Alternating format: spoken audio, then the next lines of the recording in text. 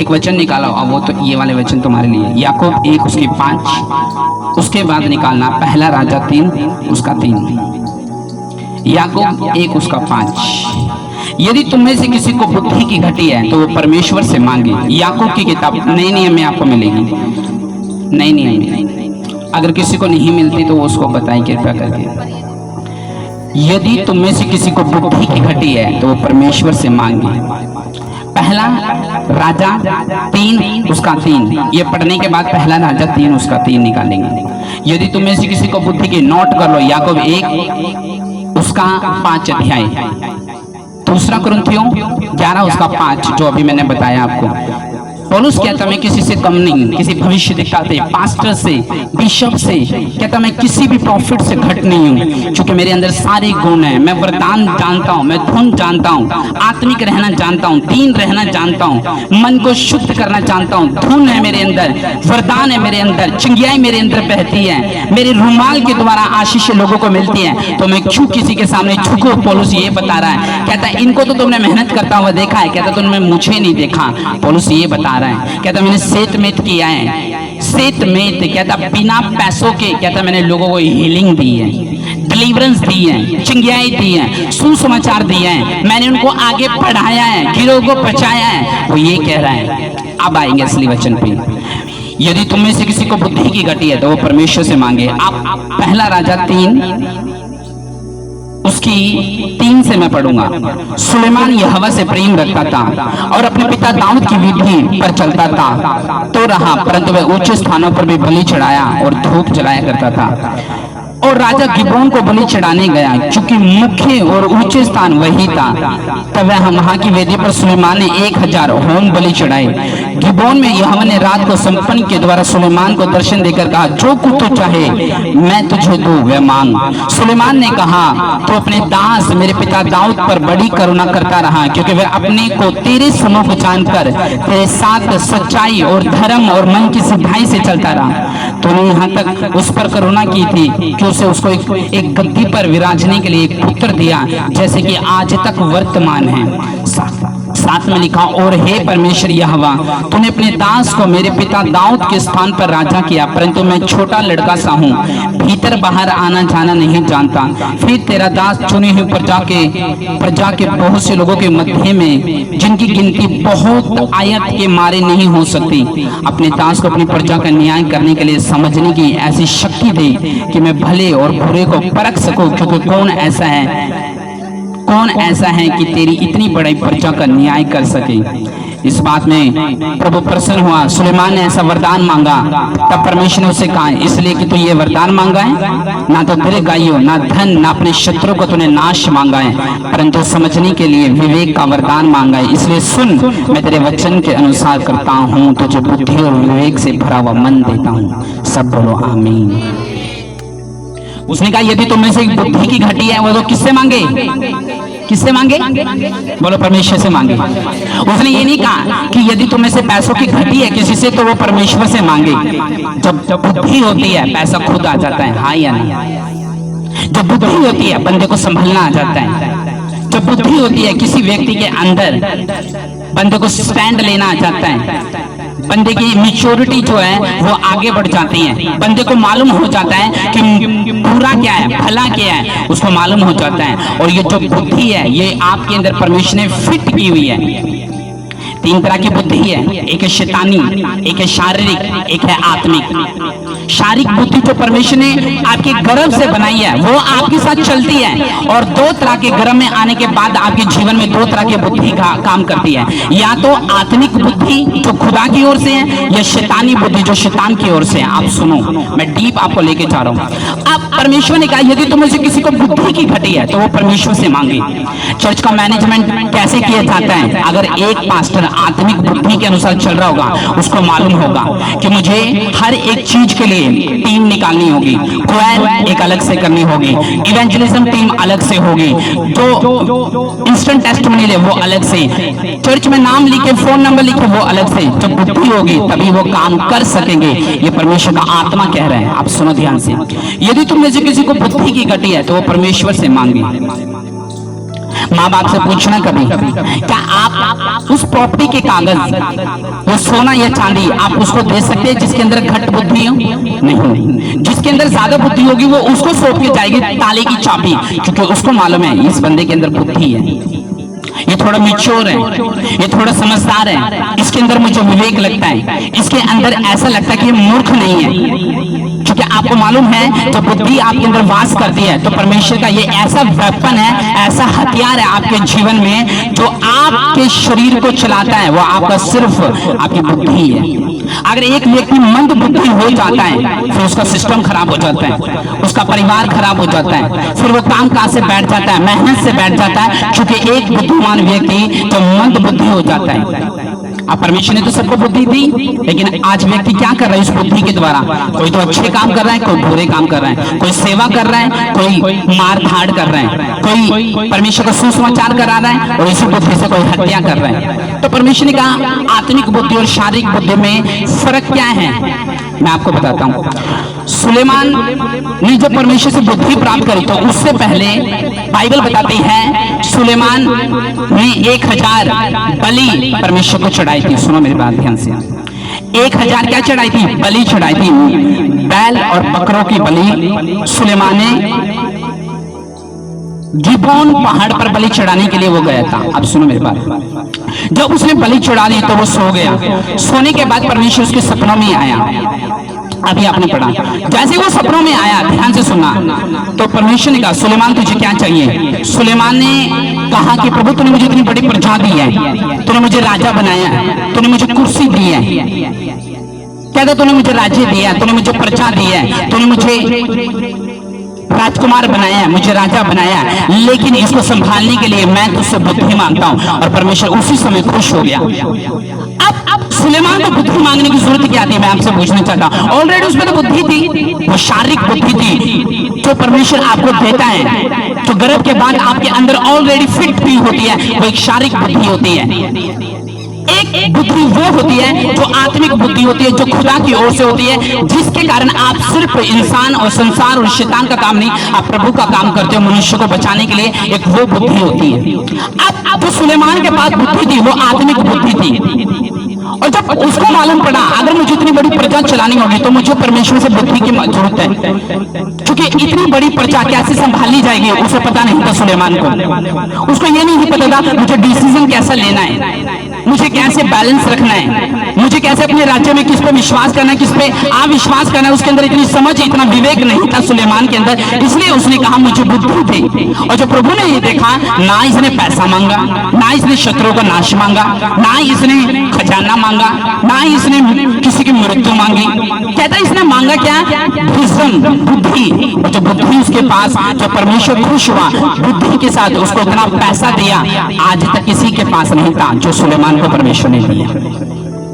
यदि तुम्हें से किसी को बुद्धि की घटी है तो वो परमेश्वर से मांगी। सुलेमान एक आत्मिक बुद्धि के अंदर था, सुलेमान एक स्पिरिचुअल बुद्धि के अंदर था। कई बार आप लोगों को संभाल नहीं पाते, कई बार आप अपने परिवार को संभाल नहीं पाते, कई बार आप सिस्टम बना नहीं पाते, कई बार आपको समझ नहीं आ रहा था जो मैं अपने जीवन में कर रहा हूं वो कैसे करूं, क्योंकि आप शारीरिक बुद्धि से कर रहे होते हैं। आत्मिक बुद्धि की कभी आप आत्मिक बुद्धि को यह आदेश नहीं देते कि हाँ जो काम मैं करूं उसमें परमेश्वर इन्वॉल्व हो, आप कभी नहीं चाहते।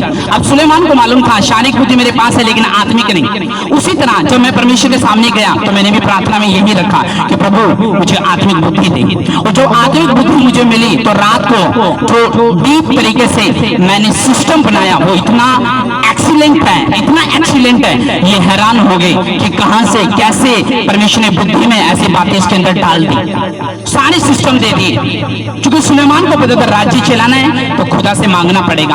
आज पास्टर को, विश्वासी को ये लगता है शायद हमें शारीरिक बुद्धि इस्तेमाल करनी पड़ेगी परमेश्वर के राज्य में, और होता क्या है उथल पुथल मचती है, झगड़े मचते हैं, वो उस पोस्ट के लिए रो रहा है, वो उस पोस्ट के लिए रो रहा है, कुछ नहीं मालूम होता है। मालूम है क्यों? क्योंकि शारीरिक बुद्धि से हम काम कर रहे होते हैं। कई बार शरीर से, कई बार हम अपने हस्बैंड को बदल रहे होते हैं, कई बार हम घर के जो हालात है वो शारीरिक दशा से कंट्रोल में लाने की कोशिश करते हैं, लेकिन उनको ये नहीं पता तुम्हारे श्राप और बंधन शरीर से नहीं आत्मा की बुद्धि से जो परमेश्वर ने आपको दिया है उससे तोड़ते हैं। आमीन। तो जब सुलेमान को ये मालूम पड़ा कि प्रभु ने मुझे बुद्धि दी है, क्योंकि इस बुद्धि से हम क्या करते हैं, हम इसे सोचते हैं, हम क्या करते हैं, एक इंटेलिजेंट बंदा और एक ऐसा बंदा जो इंटेलिजेंट नहीं है, दोनों को बिठा दो। अब जिसके अंदर विजडम होगा, जिसके अंदर बुद्धि होगा, वो तो काम कर लेगा, लेकिन जिसके अंदर नहीं होगा वो नहीं करेगा। तो इंटरव्यू में वही पास होता है जिसके अंदर बुद्धि होती है। उसी तरह आत्मिक राज्य में अगर आपको बढ़ना है, अगर आपको विजन में परमेश्वर के आगे बढ़ना है, अगर आपको परिवार को आत्मिक रीति से चलाना है, लगातार सेवा करनी है, तो आपको आत्मिक बुद्धि की जरूरत है, जो आप पैसों से नहीं परमेश्वर से पा सकते हैं। अगर आपको लगता है कि मैं अपनी मैरिज लाइफ में कैसे चलो, परमेश्वर से बुद्धि मांगो, प्रभु अगुवाई करेगा। मैं सेवा कैसे करूं, प्रभु से बुद्धि मांगो, प्रभु अगुवाई करेगा। कौन सा व्यक्ति अपने पास रखो, कौन सा व्यक्ति अपने दूर रखो, परमेश्वर से अगुवाई को मांगो, समझ को मांगो, प्रभु आपको देगा। पूछो परमेश्वर से, ये बिजनेस मेरे लिए ठीक है या वो ठीक है, ये औरत मेरे लिए ठीक है या वो ठीक है, प्रभु मैं किस चीज को चुनूं, परमेश्वर से पूछो। प्रभु की कौन सा एम मेरे लिए रखा है, प्रभु से पूछो, वो आपको बुद्धि देगा आत्मिक। लेकिन जब भी देगा जब आपको चलने की आदत होगी। शारीरिक बुद्धि में कोई फायदा नहीं, नुकसान है, क्योंकि शारीरिक बुद्धि में शैतान अपनी भी बुद्धि इन्वॉल्व करता है। क्योंकि आत्मिक बुद्धि में आप सच बोलते हो, जब आपके अंदर प्रभु का विवेक काम करता है, आप सच बोलते हो, आप दया करते हो, चर्च के हेल्पर बनते हो, डिवाइन ग्रेस को उसका दायरा बढ़ाते हो, अपनी सहेलियों के बीच में मैसेज सेंड करते हो प्रभु का। आप कभी अपने मेंटर से दूर ना जाकर, उसके अंगेज ना जाकर उसके अधीन रहते हो, चर्च में हर चीज में हिस्सा लेते हो। परमेश्वर ने ये बात कही है, ये आत्मिक बुद्धि वाला करता है। और शारीरिक बुद्धि वाला चलता तो है प्रभु में, पर उसके लिए सब कुछ सेम होता है। प्रभु भी सेम, रिश्तेदार भी सेम, पास्टर भी सेम, पास्टर को भी वही, सब लोगों को वही। तो वो उनके जो शारीरिक बुद्धि से चलते बस ये होता है कि हाँ मुझे कमाना है, मुझे खाना है, मुझे मेहनत करनी है, घर आना है, घर से जाना है, बस वो इन चीजों में रह जाता है। और ये क्या है, ये वो बुद्धि है जो सुलेमान के पास ऑलरेडी थी। लेकिन जब उसने कहा प्रभु मुझे और चाहिए, अब कौन सी चाहिए, कहता आत्मिक चाहिए। कौन सी चाहिए, कौन सी चाहिए? अच्छा, आत्मिक बुद्धि आई, उसको मालूम पड़ गया अब मुझे बच्चे कैसे संभाले, मुझे मालूम पड़ गया। अब मुझे मालूम पड़ गया कि मुझे बेटे को कैसे संभालना है, अब मुझे मालूम पड़ गया सेवा कैसे चलानी है, अब मुझे मालूम पड़ गया टीम कैसे हैंडल करनी है, अब मुझे मालूम पड़ गया एक के ऊपर कैसे हेड ठहराना है। मैं आपको बताता हूँ, जब मूसा का जो ससुर था, ये सुनो मेरी बात ध्यान से, जब ससुर था तो क्या हुआ, हजारों करोड़ों हजारों लाखों लोग थे। तब क्या करता था, उसने ये पूछा कि भाई तू रात से, सुबह से लेकर रात तक बैठा रहता है और इनके नियम कानून को फॉलो करता रहता है, झगड़ों को मिटाता रहता है, सारा टाइम तो तेरा इसी में वेस्ट हो जाता है, सारा टाइम तो तेरा इसी में तो खज्जल हो जाता है। अब तुझे मालूम है तू शारीरिक बुद्धि से काम कर रहे हैं, तो ऐसी बुद्धि से काम कर रहा है जो खुदा की ओर से नहीं है। मूसा परमेश्वर का दास जो ग्रेस और अभिषेक से भरा हुआ, मिरेकल्स अद्भुत कामों से भरा हुआ, लेकिन उसको ये मालूम नहीं है लाखों लोगों को संभालना कैसे है। क्यों? क्योंकि वो चमत्कारों की आड़ में, वो इतना चिंता में, और लोगों की सुन सुनकर उसका कान इतना और उसका दिमाग इतना बंद हो गया, उसको ये नहीं मालूम परमेश्वर से मुझे बुद्धि मांगनी चाहिए कि प्रभु मैं कैसे उनको संभालूं। सुबह से लेकर रात तक बैठा रहता है और भूल गया परमेश्वर से प्रार्थना भी करनी है, भूल गया परमेश्वर से फास्टिंग भी करनी है, भूल गया प्रभु के समूह को भी जाना है, ग्रेस भी लेनी है, अभिषेक भी लेना है, काउंसलिंग भी करनी है, मुझे सब कुछ सिस्टम बनाना है, सब भूल गया। बस लोग आ रहे हैं, कोई छोटा आ रहा है, मुझे मेरा तलाक होने वाला, तो न्याय कर, पत्नी पति के झगड़ों में भी पास्टर को, मूसा को इन्वॉल्व किया हुआ है, जो कोई माँ बेटे में लड़ाई होगी उसमें भी पास्टर ने मूसा इन्वॉल्व किया हुआ है, मोहल्ले में आपस में झगड़ा हो गया उसमें भी मूसा जाएगा, सरपंच नहीं मान रहा उसमें भी मूसा जाएगा। मूसा की जो बुद्धि थी वो शारीरिक होगी और प्रभु को पसंद नहीं आई। फिर प्रभु ने उसी के ससुर को इस्तेमाल करा, उसको कहा सुन हजारों के ऊपर एक प्रधान बिठा दे, जब तू सबके ऊपर एक एक प्रधान बिठा देगा, जो तो बड़े मैटर है उसको तू सोल्व कर और परमेश्वर के पास लेके जा, इससे तेरा टाइम बचेगा और तू परमेश्वर को ज्यादा समय दे पाएगा। और यही चीज कमेटी क्यों बनाई जाती है? इसलिए तो बनाई जाती है चर्च के सिस्टम को देखना, बड़े लोगों से मिलना, पॉलिटिशियन से मिलना, किसी का स्वागत करना, ये किसका काम है? ये किसका काम है? कमेटी का काम होता है। लेकिन कमेटी सोती पई है,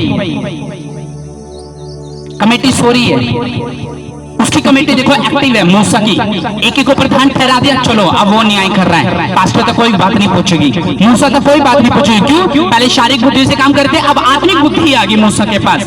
सुलेमान पहले शारीरिक दशा से सोच रहा था लोगों को संभाल लूंगा, नहीं संभले, आत्मिक बुद्धि मांगनी पड़ी परमेश्वर से। और प्रभु ने कहा यदि तुम में से किसी को बुद्धि की घटी है वो किससे मांगे? किससे मांगे? क्योंकि जब आत्मिक बुद्धि आती है वो 2 गुना मसीह के साथ आती है। मालूम है क्यों? क्योंकि जब आप शारीरिक बुद्धि में रहते हो आप कुछ हद तक काम कर पाते हो, लेकिन जब आपके अंदर आत्मिक बुद्धि होती है आप सिस्टम बनाते हो फिर चर्च का।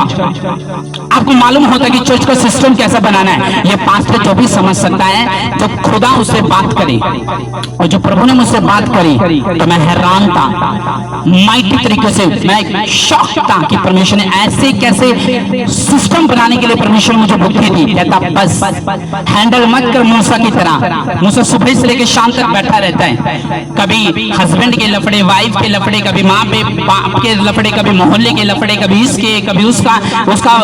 तो कहता उन्हीं चक्कर में उसने मेरे साथ संबंध छोड़ दिया। हालेलुया। आत्मिक क्या मांगनी है? और शैतानी बुद्धि इतनी खतरनाक है, उसमें बच्चा गाली देना सीखता है, चोरी करना सीखता है, बगावत करना सीखता है, खिलाफ जाता है, विरोध करता है, चर्च आना बंद कर देता है। ये क्या है? शैतानी बुद्धि। आज एक व्यक्ति की बुद्धि में 10 बात डालो परमेश्वर के वचन की, उसके अंदर नहीं घुसेगी। क्यों? क्योंकि वो अभी शरीर की बुद्धि में है, और जब तक वो शारीरिक बुद्धि में है, शैतानी बुद्धि में है, और प्रभु से मांग नहीं रहा और परमेश्वर से ले नहीं रहा, उसकी जिंदगी में कभी उसके मसले हल नहीं होंगे। वो जीवन भर सफर करेगा जब तक वो मूसा की तरह और सुलेमान की तरह आत्मिक बुद्धि की गुंजाइश परमेश्वर से नहीं करता। तैयार हो आत्मिक बुद्धि लेने के लिए? फिर आपको मालूम होगा अब इस बंदे के अंदर आत्मिक बुद्धि आई है। अब ये विवेक के साथ चलता है, समझ के साथ चलता है। इसको मालूम पड़ गया आप कौन सी संगति अच्छी है, कौन सी बुरी है। इसको मालूम पड़ गया आप कौन सा पड़ोसी अच्छा है, कौन सा बुरा है। इसको मालूम पड़ गया आप किस फ्रेंड से बात करनी है, किससे नहीं करनी। इसको मालूम करना है सेवा करने का तरीका कैसा है। इसको मालूम पड़ गया क्वायर को कैसे सेट करना है। इसको मालूम पड़ गया अब चर्च का जो मैनेजमेंट है कैसे लेना है अपने हाथों में, और प्रोटोकॉल लगातार उसी पे बना के रखना है। इसको मालूम पड़ गया है क्योंकि पहले ये आत्मिक बुद्धि से नहीं शारीरिक बुद्धि से काम कर रहा था। सुलेमान को क्या जरूरत थी बुद्धि मांगने की? थी तो उस पे, लेकिन जब किसी के अंदर बुद्धि की घटी होती है ना, उसकी बातें देखना घटिया होती है। उसको लगता है मैं इंटेलिजेंट हूँ, उसको लगता है कि मैं ऐसी औरत हूँ, मैं ऐसी औरत हूँ, मेरे से ज्यादा समझदार तो मेरा पति भी नहीं है। और आपको मालूम है वो मूर्ख ठहरता है, क्योंकि अगर औरत के अंदर परमेश्वर की दी हुई बुद्धि है तो वो 10 मनुष्य को फेल कर सकती है अगर उसके अंदर आत्मिक बुद्धि है, आत्मिक समझ है। हालेलुया। तैयार हो आत्मिक समझ लेने के लिए? खुदा से बोलना है कि प्रभु मुझे भी सुलेमान की तरह बुद्धि दे, मुझे बता कि मुझे कैसे प्रार्थना करनी है, कैसे मुझे आगे बढ़ना है, कैसे मुझे हिस्सा लेना है, कैसे मुझे सब दशाओं में संतुष्ट रहना है, सेटिस्फाइड करना सिखा। मुझे बता कि परमेश्वर तेरे वचन को कैसे पढ़ना है। कुछ लोग शरीर से पढ़ते हैं, समझ कुछ नहीं आता बाइबल का, लेकिन जब आत्मिक तरीके से आप पढ़ते हो आपको समझ आता है कि परमेश्वर का वचन आपकी जिंदगी में क्या बात कर रहा है। हालेलुया। आत्मिक बंदा समझदार होता है और वो समझ के बोलता है। उसको मालूम है कहाँ बोलना चाहिए और कहाँ चुप रहना चाहिए। और इसी तरीके से जब परमेश्वर आपसे काम लेता है तो वो इसी तरीके से लेता है। हालेलुया। परमेश्वर आप सबको आशीषित करे। God bless you. आज एक छोटा सा वचन मैंने इसलिए दिया था आपको ताकि आप परमेश्वर के वचन को समझ सको। सुलेमान की तरह आत्मिक बुद्धि मांगनी है, और किसकी तरह? और मूसा की तरह। मूसा को क्या जरूरत थी बुद्धि मांगने की? चल तो रहा था काम, कई बार भूल गया वो कंडीशन के कारण। कई बार उसको लगा कि दिल मेरा सही कर रहा है, जो कर रहा है मन सही कर रहा है, ये विश्वासी सही कह रहा है, ये बंदे की राय लेना सलाह लेना ठीक है। लेकिन नहीं, उसने किसकी सलाह ली? ये अपने ससुर की। आज पास्टर किसी की सलाह नहीं लेता, कल्ला चलता रहता है। कई बार परमेश्वर आपके लिए ऐसे मसीहा मैसेंजर भेजता है जो खुदा की ओर से होते, जो बातें आपके दिमाग में नहीं आई वो किसी और के द्वारा डलवा देता है, ताकि जो काम आप प्रभु का कर रहे हैं वो सही तरीके से हो, वो सेट हो। आमीन। तैयार हो? कौन सी बुद्धि मांगनी है? सुलेमान ने मांगी। सुलेमान ने सोना क्यों नहीं मांगा? आज एक बंदे को बोलो ले मांग, प्रभु तेरे सामने खड़ा है। ओ प्रभु जी एक कार दे दो स्कॉर्पियो, प्रभु जी एक मेरा सोना चांदी भर दो 1 किलो, हाँ प्रभु जी थोड़े से कपड़े दे दो, कपड़े घट पड़ रहे हैं, प्रभु जी थोड़ा सा बस मकान की जो मरला है वो थोड़ा 6। मैं कहता हूँ यही वाली चीजें मांगेगा बंदा। प्रभु को मालूम है पैसा जब ही आएगा जब बंदे पे क्या होगी। परमेश्वर ये नहीं क्यों, अरे बुद्धि को छोड़ दो, पैसा मांग ले मैं दे दूंगा। उसको पता है पैसा कैसे कमाया। अब इसके पास भी बुद्धि है, इसके पास भी बुद्धि है, लेकिन ये बंदा ज्यादा कमा रहा है, ये थोड़ा कमा रहा है। कैसे? वो बुद्धि से चल रहा है। कैसे चल रहा है? उसने अपने खर्चे जो फालतू के थे वो खत्म कर दिए। और ये बंदा चटोरा है, चाट देखी वहां रुक गया, गोलगप्पे देखे वहां रुक गया, नूडल देखी वहां रुक गया, इसने नूडल जैसा हुआ पड़ा है। समझ रहे हो? बर्गर देखी वहां रुक गया, इसलिए बर्गर जैसा हुआ पड़ा है। समझ रहे हो आप? तो जब आपके अंदर 2 तरह की बुद्धि काम करती है। अब देखना है आपको कौन सी बुद्धि से आपको चलना है। हालेलुया, तारीफ करो परमेश्वर की। ये मीटिंग चर्च में हुई, वरना ये होने वाले नहीं थे यार, लेकिन मैंने बोल दिया कर दो चाहे लेट हो। हालेलुया, तैयार हो? लगातार एक झटका मैं दूं तुम्हें, फिर वो कभी ऐसा ना बोले कि लो आपने तो पहले ही बता दिया। नहीं, मैं उसके लिए अगर प्रोफेसी कर दूं, मुझे ना शौक देने की, शौक बंदा शौक हो जाए या हिल जाए, उसको करने की ना बहुत आदत है। जब मुझे मालूम पड़ता है कि ये बंदा मुझे वॉच कर रहा है, और वॉच जो है ये खिंचावट के कारण कर रहा है, इसलिए नहीं कर रहा है, ये प्यार करता है। और उसके बाद जो मैं वचन देता हूँ, तो वचन के बाद जो मैं बताता हूँ वो एक्सीलेंट होता है। आपको मालूम है परमेश्वर के दासी को 3 सपने आए, और तीनों सपने एकदम राइट हुए। उस सपनों में कुछ चीजें इंस्ट्रक्शन दे दी किसी अभिषिक्त पास्टर ने, और वो जब इन्होंने नहीं मानी वो खुद पूरा हो गया। उसके बाद नेक्स्ट आया, फिर वो पूरा होने वाला है। तो सोचो क्या हाल हो रहा है। अपने हाथों को उठाओ, और वो सपने में जब पास्टर आता है तो वो दूत होता है, याद रखना, खुदा होता है। हालेलुया। आज हम एक प्रार्थना करेंगे कि परमेश्वर एक चीज के लिए, कि परमेश्वर जो कुछ हो वो तेरी